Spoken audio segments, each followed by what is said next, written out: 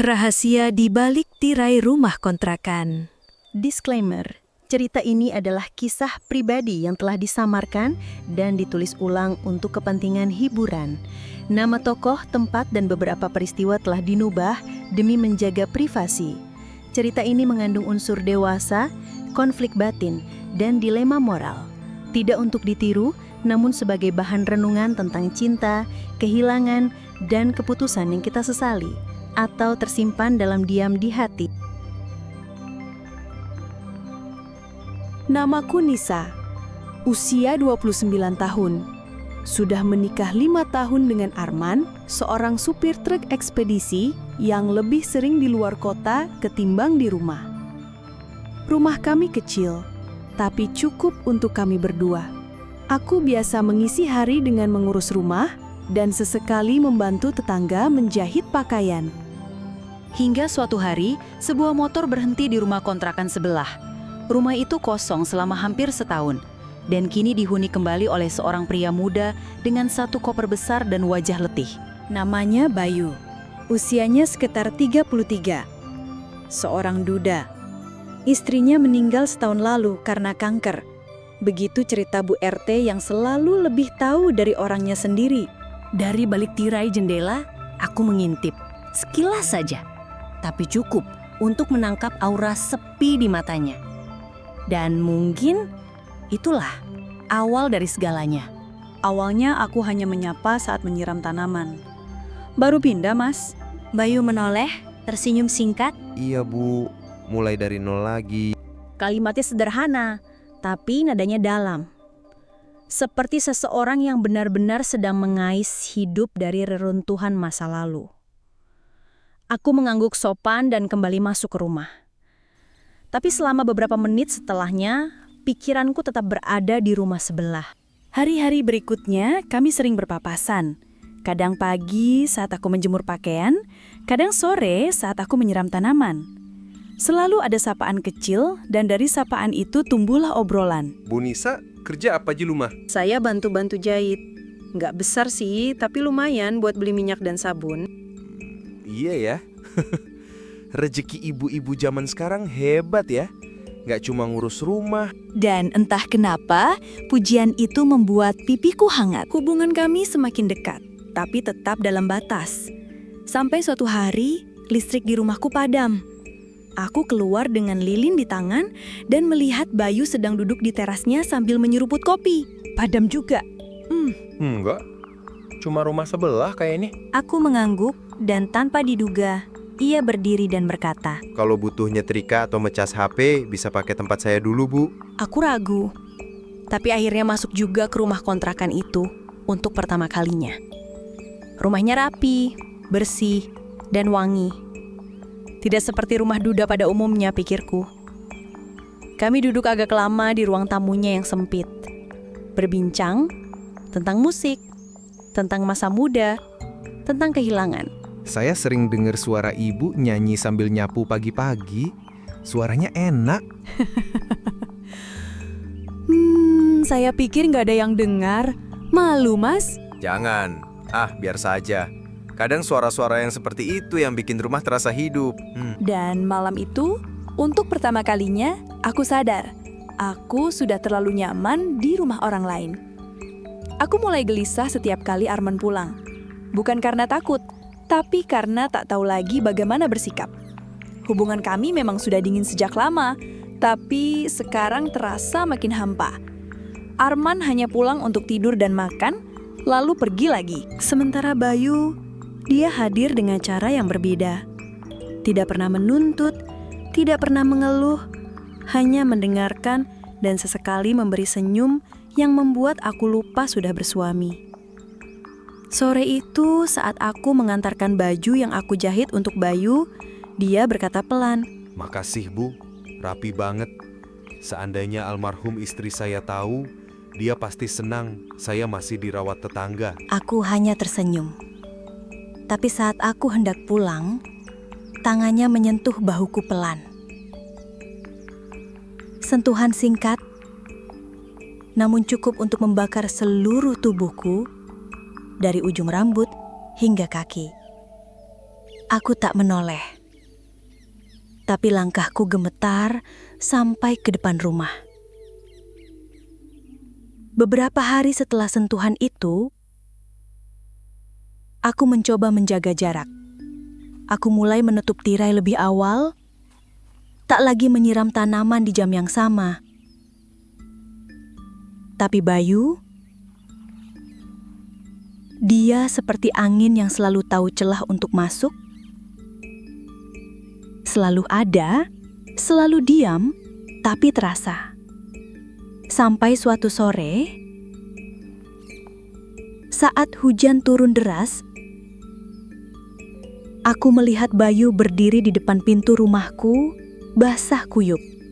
Tangan kirinya memegang plastik isi lauk. Bu Nisa, ini tadi saya masak agak banyak. Sayang kalau kebuang.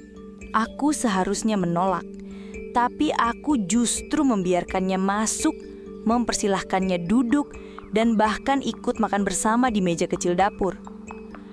Kami tak banyak bicara malam itu, hanya suara hujan di luar yang menemani. Dan ketika aku berdiri untuk mencuci piring, Bayu tiba-tiba berdiri di belakangku. Tangannya menyentuh pinggangku, pelan, hangat. Aku nggak mau ganggu, Nis. Tapi aku rindu. Aku menutup mataku.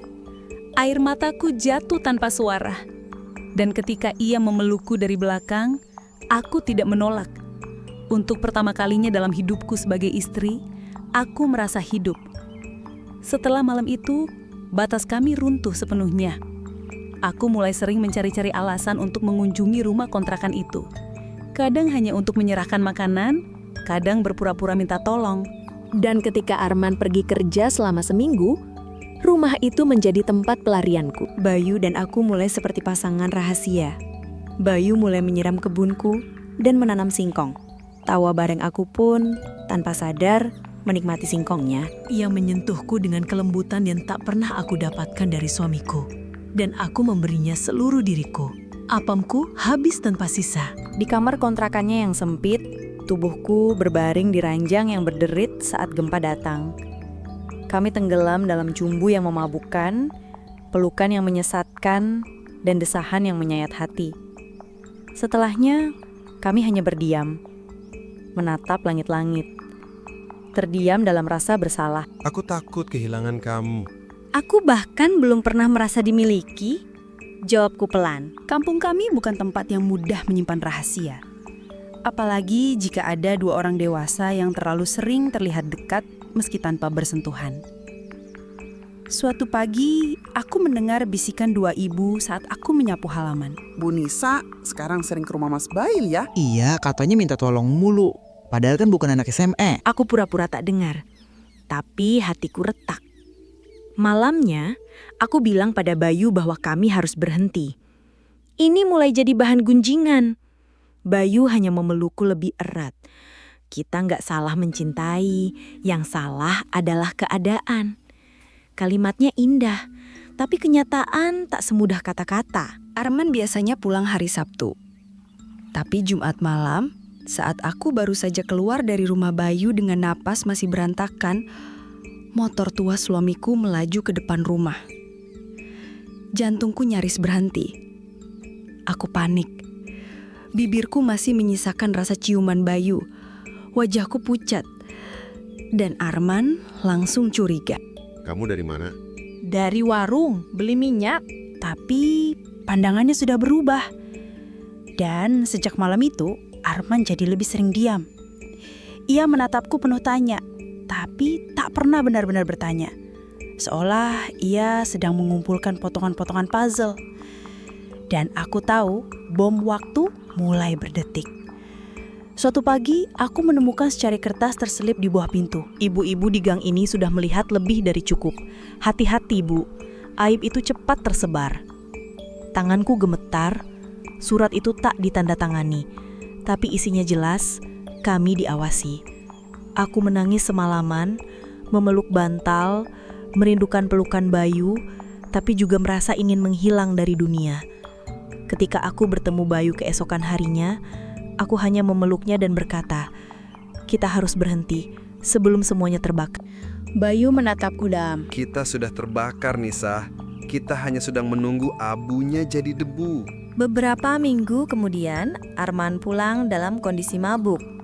Ia membanting pintu, lalu duduk di lantai ruang tamu sambil menatapku dengan mata merah. Kalau kamu suka sama laki-laki lain, bilang aja. Jangan pura-pura suci di depan orang. Aku tercekat. Kamu dengar dari siapa? Ia hanya tertawa sinis. Semua orang di gang ini tahu, Nis. Semua. Cuma aku yang pura-pura nggak tahu karena masih cinta sama kamu. Air mataku jatuh. Aku tak menyangkal. Tak bisa. Malam itu Arman tak menyentuhku, tapi keesokan harinya, ia pergi dan tak pernah kembali. Tak ada kabar, tak ada pamit. Hanya rumah kosong dan luka. Setelah kepergian Arman tanpa kabar, aku seperti hidup dalam ruang hampa. Tidak ada satupun tetangga yang datang menyapa. Beberapa bahkan memilih membalikkan badan jika melihatku lewat. Dia pergi karena aku. Dia pergi karena kita berdua. Jawabku pelan. Kami duduk diam di ruang tamu, tak saling menyentuh, tak saling bicara lama-lama. Hanya saling menatap dan tahu bahwa semua ini tidak akan pernah bisa seperti dulu lagi. Bayu, kita ini bukan cinta, tapi pelarian. Kalau memang pelarian, kenapa rasanya sesakit ini waktu ditinggal? Aku tak punya jawaban. Tapi malam itu, aku memutuskan satu hal. Aku akan pindah dari gang itu, bukan untuk lari dari kesalahan, tapi untuk memberi kesempatan pada kami berdua untuk menyembuhkan diri. Aku mengepak barang-barang ke dalam 2 kardus besar, kain, peralatan menjahit, dan satu-satunya foto pernikahan yang tersisa, kusobek sebelum masuk ke dalam koper. Bayu datang membantu tanpa banyak tanya. Ia hanya berkata, "Kemanapun kamu pergi, aku akan merindukanmu." Aku tersenyum getir. Jangan rindukan aku. Rindu itu hanya akan mengulangi luka. Saat mobil bak terbuka berhenti di depan rumah, aku menatap rumah kontrakan Bayu untuk terakhir kalinya. Tirai di jendelanya bergerak pelan, tertiup angin.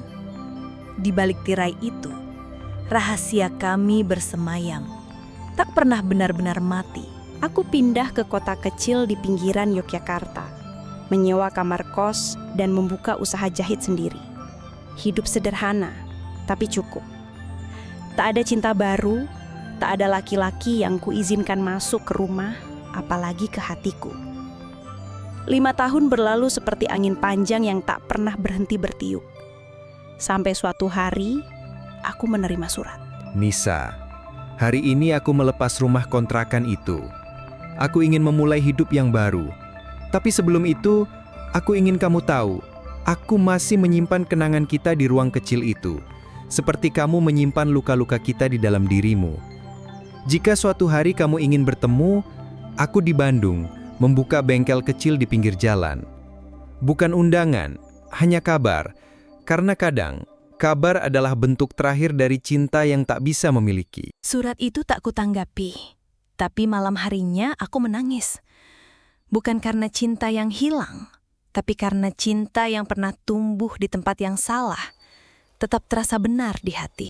Hari-hariku tetap berjalan, tak ada drama, tak ada pertemuan ulang. Bayu tetap menjadi cerita yang kusimpan di ruang terdalam hatiku. Tempat yang tak bisa dilihat siapapun, bahkan aku sendiri kadang takut membukanya. Kadang, aku terbangun di malam hari dan teringat suaranya, wajahnya, sentuhannya. Tapi semua itu sudah tak lagi bisa kuraih. Bukan karena tak mungkin, tapi karena aku tak mau mengulang kesalahan. Aku pernah menjadi istri. Aku pernah menjadi kekasih. Aku pernah menjadi perempuan yang dicintai sekaligus dibenci. Dan kini, aku adalah rahasia. Rahasia di balik tirai rumah kontrakan. Tirai itu masih ada. Setiap kali aku melewati rumah-rumah kontrakan sederhana di gang-gang sempit kota kecil ini, aku terdiam. Melihat jendela, melihat tirai-tirai tipis yang tertutup setengah, aku tahu, di balik tirai-tirai itu banyak cerita seperti punyaku. Banyak luka yang tak pernah dibicarakan. Banyak cinta yang terlarang, tapi tetap tumbuh seperti rumput liar. Dan aku tahu, tirai rumah Bayu mungkin sudah berganti, tapi kenangan di baliknya tak pernah hilang. Terima kasih yang udah menonton kisah ini. Jangan lupa like, komen, dan subscribe.